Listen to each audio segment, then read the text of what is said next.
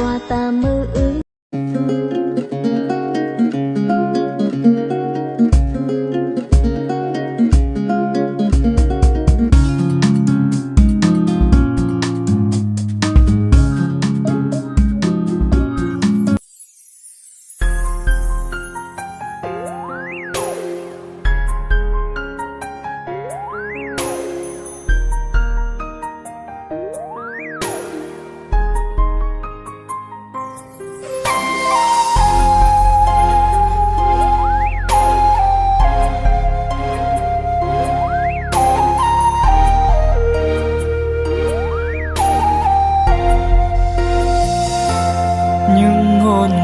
Từ thời thơ ấu giờ thiếu vắng em rồi, những giấc mơ kỷ niệm ngày xưa người đã trốn giấu.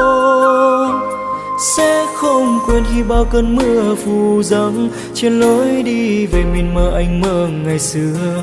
Tìm về nơi đây lòng chợt quặn đau, ngày ngày nhớ em. Những yêu thương anh cho nơi em tàn lâu mà anh vẫn ngỡ ngày mình có nhau. Những đam mê anh cho nơi em từ lâu giờ người ở đâu. Thiếu vắng em lòng này đau nhói, giữa giấc mơ mong manh thầm kín. Chỉ còn hoài kỷ niệm mộng mơ, tìm hoài dưới mưa sao đành tan vỡ. Phút ban đầu tìm hoài không thấu, những tháng năm ta đã hạnh phúc. Những kỷ niệm ngọt ngào quay lưng, dù cho anh biết em còn nhớ anh.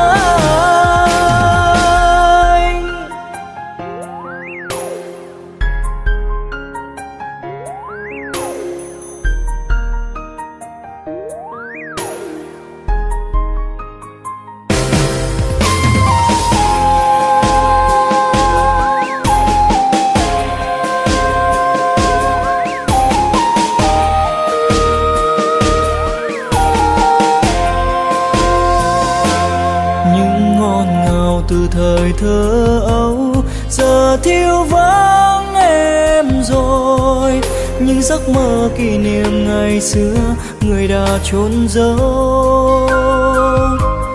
Sẽ không quên khi bao cơn mưa vụ dâng trên lối đi về miền mơ anh mơ ngày xưa. Tìm về nơi đây lòng chợt quặn đau, ngày ngày nhớ em. Những yêu thương anh cho nơi em tàn lâu mà anh vẫn ngỡ ngày mình có nhau. Những đam mê anh cho nơi em từ lâu giờ người ở đâu.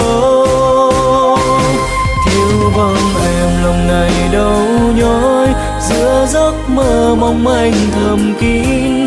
Chỉ còn hoài kỷ niệm mộng mơ, tìm hoài dưới mưa sao đành tan vỡ.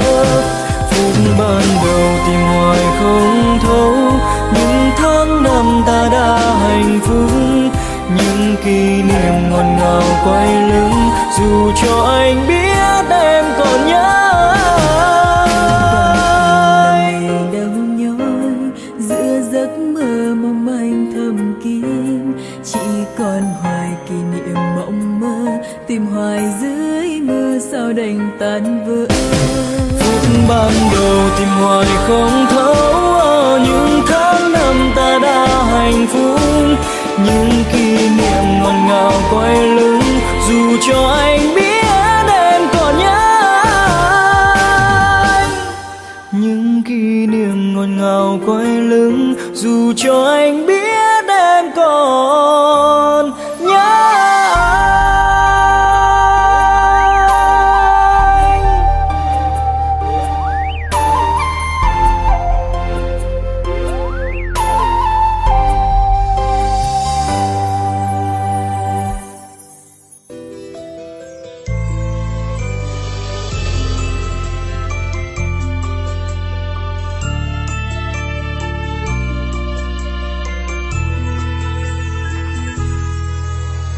Em xa cánh nơi đây bao năm rồi.